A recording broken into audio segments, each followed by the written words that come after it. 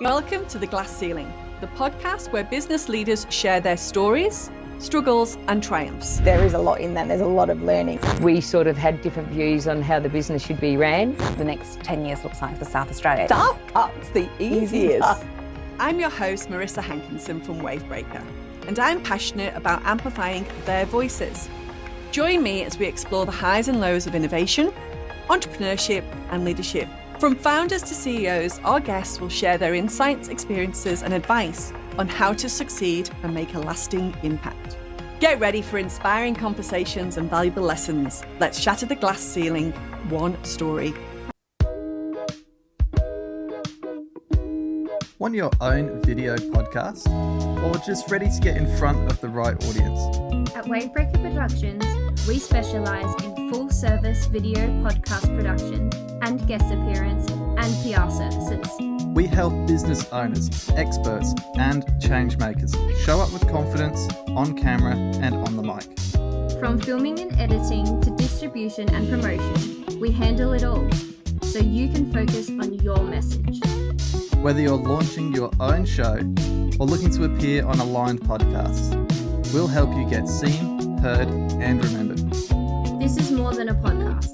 It's your platform. Helping you be seen, heard, and remembered. Find out more at wavebreakerproductions.com. Joining me today is Roland Roccioletti, a seasoned leader with more than 30 years experience of corporate advisory and the founder of Future Proof Advisory. Roland is a graduate of the Australian Institute of Company Directors and a trusted boardroom presence, holding independent chair and non-executive director roles across a number of sectors, including agriculture, education, defence, dairy, seafood, wine, tourism, and even the racing industry. Correct. That's very diverse. Yeah. He's been a CEO, a managing director and an advisor to some of Australia's most pivotal industries, influenced everything from FMCG and packaging to economic development and digital transformation. Roland brings with him a deep insight into strategy, governance, risk, investment and organisational change, the kind of thinking that not only drives company turnarounds, but builds long-term sustainable growth. He's here today to talk about leadership, legacy, and what it really means to future-proof your business and yourself. Roland, welcome to the Glass Ceiling. Thank you very much. What a great introduction.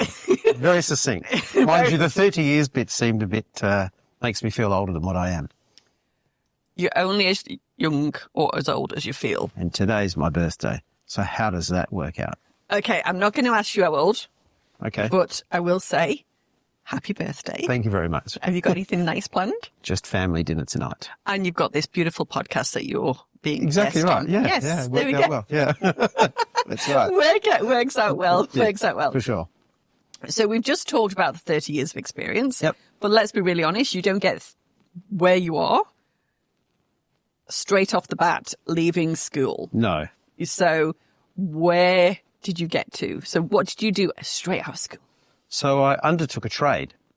I did hairdressing as Okay. a trade, a 4-year apprenticeship. Yeah. And then I worked for another year after my apprenticeship in various places around Adelaide. Yeah. But during that time, I thought I need to do something else, and I didn't know what that else was. Okay. And so I made the change into hospitality in the fast food industry. Yep. Did that for about 4 or 5 years, and then I changed into selling building products. Okay. So it's very, let's be honest, hairdressing can be quite cutthroat from a business perspective. Mm-hmm. And then you go into fast food again, can be a little bit cutthroat. Yep. And then building products can be a little bit up and down, let's say. Correct. My experience was the building industry as well here in Adelaide. So we'll have a conversation off camera on what those products Might be. be or could be. Yep. So that was that a sales role, did you say? It with was. The Yeah, it was. Yeah. So you're starting to get that little bit. Did you do any management when you were in hospitality or? Yes, I did. I actually put myself through a whole lot of extracurricular activity and graduated with a whole lot of things. So it gave me, I suppose, a good foundation. And I was just kind of on this bit of a journey. I didn't know the particular end game, but all I knew was I wanted to do more. And through that, I just curated different opportunities as they came about. And from the building industry, I went into the packaging industry. And that was a bigger role again. And it had, roles here in Australia and some projects overseas and opportunities to work over there with relocating my family. So where did you go? The Benelux area. So that's an acronym for Belgium, Netherlands and Luxembourg. Yes. And the south of France. Yep. And it was at the time, particularly the packaging industry was looking at pressure sensitive paper or sticky paper used particularly in the wine industry. And at that juncture, and I'm talking about the early to mid 90s. Yep. You basically had wet gum, which is like a stamp. That was the technology. And we were making sticky labels. Which is used now. Forever now, isn't Correct. it, really? I can't imagine a time that wasn't around, to be really honest. Yeah. So that was a whole transition to that particular platform of different sort of templates to go on to our wine bowls in particular. And is that what brought you back to Australia? It did, yep, and came back here. And then I moved into the real fast-moving consumer goods business, so heading up a coffee and tea business, a global coffee and tea business out of Adelaide. And what was your role there? The regional manager. Yeah. Yeah.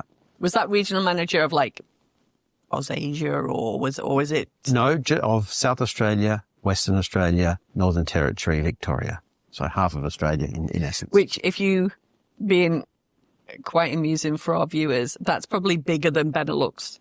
At least 10 times. Yeah. When you start looking at that. Correct. But it's not as dense. No, Not exactly. as dense, yeah. So I did that for about 4 years. And then using some of the foundation things that I had developed and the networks that I'd developed within the packaging business, particularly with the wine and beverage and so forth, moving into the coffee industry was quite interesting. And that really set me up nicely to take the next change, which was to really go into high-end wine industry and head up, the global wine services business for a division of the Foster's business at the time.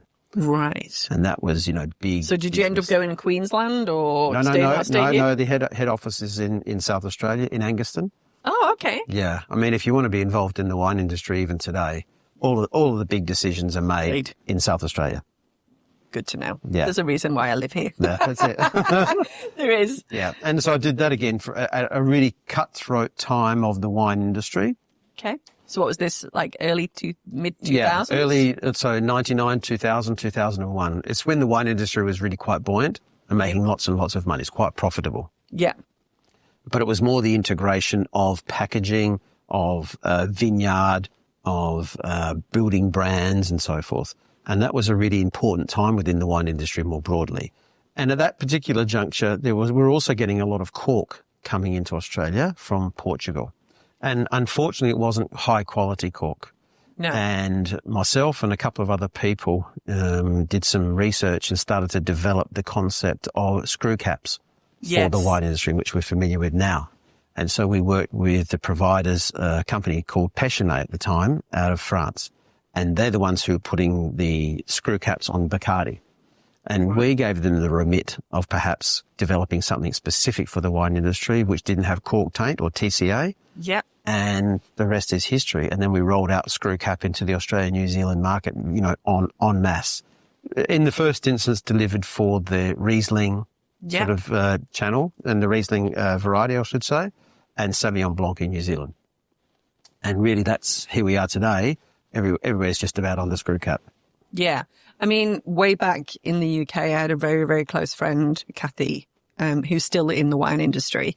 And I'll never forget, she turned around and said, it takes 15 years to harvest cork. Correct. And I was like, and I think at the time, the wine industry, and you were like, well, if the wine bottle and what's happening here is not going to be matching even a cork. So I mean, even bizarrely as it sounds from all my years of friendship with Kathy, that's one bit of trivia I remember, but hence the screw cap, because I think there used to be an element of missing that pop. Well, the romance or the sexiness of the pop. Yeah, there was a little bit of that, but I think now there's entire generations that's sort of, unless it's very expensive in a nice restaurant and all that ambience. Oh, cork still has a place. Correct. And it's a very important component closure for the wine industry. Yeah. Nowhere in the world has had the uptake of screw cap like Australia and the US and New Zealand. But if you look at the big three countries who process wine. Oh, so you're talking New World versus Old Correct. World. Yeah. So places like Italy, France, and Spain, everything's under cork. Yeah. There. And so it should be. And it's aligned for the premium style of wine and so forth. So that was that. And then from that role, I went into a pioneering new role for a local dairy company here who were looking for a CEO, which was a business. They never had a CEO You before. tapped on the shoulder for that role? Yeah. And the timing was exquisite in terms of the opportunity to move across. Yeah. So I took up that role, and it was a $25 million business. So Not to be sniffed at, 25 million. it was good, but we turned it into a $103 million business in a 3 or 4 year period. And, we became number one in volume and value in the likes of Woolworths and Coles and things of that nature. So that supply chain and that distribution was... Precisely. And, working with buyers, working with production, working with operations and supply chain, as you said, to get it to produce a great product. So much so that we gained the eye of a very large, enormous, large FMCG company here. And all things being equal, we ended up selling to them. Yeah. We all cashed out and did well. And then the opportunity, so this was in 2007, 2008. And people were saying, Roland, can you come and help me with this little bit of strategy? Roland, can you come and help me with this merger? Roland, can you help me with this bit of mentoring? You had the runs on the board, let's be honest. Yep, I did. Is it runs or rungs? Runs on the board, I think, or rungs, yeah. I'm not sure. I think it's runs. I might be getting runs on the board and rungs on the ladder. Yeah. A bit mixed. Maybe. But it's okay. They both mean the same. They do. They both mean the same thing. We know what you mean. You know what I mean. But it is true that if you've got that credibility and that you've been, I think it's interesting, you've just given a bit of your history, but you've gone through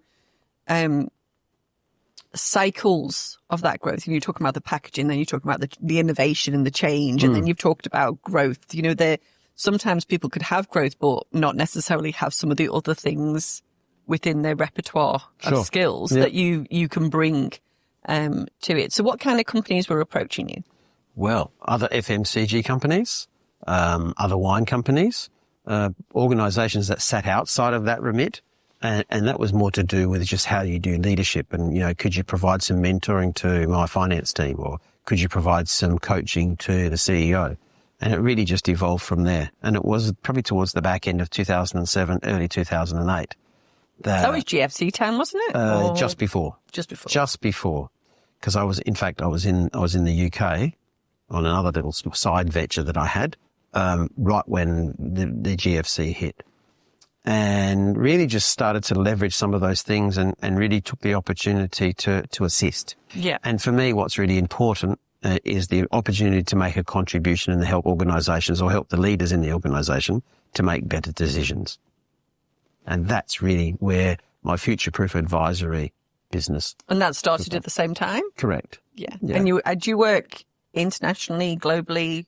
Yes. Yep. Yeah. So we have a very large cohort of clients across Australia and New Zealand, but we also have a good smattering of individuals in Portugal, in Italy, in Dubai, in the UK. So it's very diverse. And is that predominantly FMCG? No, it's packaging, it's FMCG. It is, we've done work with organisations who are in the financial services, private capital, there is no common thread in terms of the organisations that we do work with, but the common thread are people.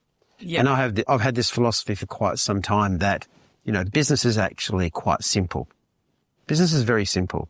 You've either paid your creditors or you haven't.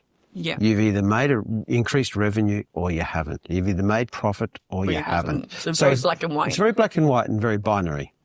The problem with business is that it's run by people. Yes, that can be a factor. Yeah, and people can be indecisive, lack judgment, experience, are uncertain, don't have confidence, and so the kind of work that I do is help them make some of those decisions easier and to consider all of the mitigating factors. Right. It's interesting. Do you work across all the leadership, or do you seem to just deal with one decision maker within, when you're working, do you work with the CEO, but then the CEO allows you to work with the rest of his team and drop down? Is it more overall within an organization, or is it more on an individual basis? No, it's quite a different elements and different levels, I should say. It might be working with members of a board who, we come in and do a strategy piece with the actual board of directors and the chair. And from that, so that we would create the strategic plan. Yes. Because they're looking for the individual or the independent person to help, develop the strategic thinking. And then from there, they would say, okay, perhaps you might want to do some work with our CEO. And then work from the CEO moves on to the finance director or the ops person. And or then whatever. it starts to look at that more implementation and how you're going to transition. Yeah. And making the distinction, particularly with the board, making the distinction between strategy and operations. And so that the two don't intersect, because they're from a governance perspective, they're very separate. They are very separate. And it's really interesting because usually a board either have got their own involvement in business and things like that. So sometimes that line it needs to be there, but it can sometimes get a little bit blurry. And you find that particularly when you see founders who sit on an advisory board or an incorporated board of some sort, yet they still have an executive role in some way, shape or form. And the lines get blurred. They're a shareholder, they're a director, they're an executive. They're on the advisory board. Yeah. It can be quite, it's a bit of a minefield, really. And my role is to help navigate and point out the difference and take the opportunity just to assist them on some different kind of critical thinking. Just come back to that strategic plan. Is that role of the 3-year strategy plan, 5-year, 10-year still in place when we've got a world that seems to be moving incredibly fast? That, how do you, excuse my pun, future-proof your strategic plan? Good pun, thank you. That's a very good pun. I didn't mean to know. That wasn't intentional. Future-proof that strategic plan when there is so much happening environmentally, technology, that can impact it. So how do you work on that? I mean, historically, people used to get caught up in the 5-year plan, so on and so forth. When we do strategic planning activities and initiatives with organisations, we kind of look at 3-year tops. Yeah. You need a plan, but we work on really 3 years. And the analogy I often use is we build strategic plans on sand and not cement. And the analogy there is if you build it on cement, it's quite stuck. You can't really change. Whereas if you build it on sand, it's somewhat agile and it has the opportunity to flex and then pivot when external environments occur. And, that could be, as you said before, environmental factors, the evolution now of AI, generative AI and so forth, and things that sit around governance practices. You name it, it's very diverse. Yeah. But the whole idea of the strategic plan in itself is to provide some pillars to the overarching direction of where we want to go, what we want to do, and the behaviours to support that outcome. And therefore, if you just do the plan and stick it in the drawer, as they say, it's not going to work. No. It becomes more of a guiding principle. So, and a working document. And a working document that continues to evolve and takes into consideration things that may happen externally that are out of our control. And then we can change it accordingly to be more fit for purpose. And it also becomes something to ensure you don't have distractions. Yes. So back, as a group, back last year when we said we were going in this direction, and then all of a sudden someone pulls out an idea that says, hey, how about we do this? Well, it kind of doesn't really fit in with what we said. So while it's a good idea, let's just park that and stick to what we said we were going to do and the approach we're going to undertake. And I'm going to say it, but, do you still do in that strategic plan, your vision, your mission, your values, is that still place there for that organization moving forward? And, do you still do those, as you said, definitely comes part of the decision process of, hang on a second, this was our vision. This has come left field as an idea. So when you say you work, do you continue to work, or when you do that strategic plan I suppose it's at the discretion of the organisation. It is the discretion of the organisation, obviously. And, every organisation's at a different life cycle. Yeah. So there are some who have never done one before. So then, we get to do the, what is the SWOT analysis, the strengths, the weaknesses, the opportunities, the threats. What is our vision? What is our purpose? What is our mission? Some of those things, while they may sound a bit dated, they're still very relevant. And you'll find that the meaningful stakeholders who are part of that strategic process, so directors and executive management, really get the opportunity to have input and buy into where the organisation is going. What happens after that, though, is that what are the 5 or 6 pillars that support this vision? And that might be, we want to have a high-performing culture. We want to grow revenue by X%. We want to be dealing in these kind of markets. We want to be an employer of choice, and we want to have a quality, whatever that might look like. They're the kind of things that underpin it. And there may only be 4, 5, 6 pillars that hold that strategic plan up. Yeah. So it's very, very relevant, still relevant, Yeah. and still critically important. I'm going to ask a question, and you spoke about workforce, and 100% understand about, high performance culture.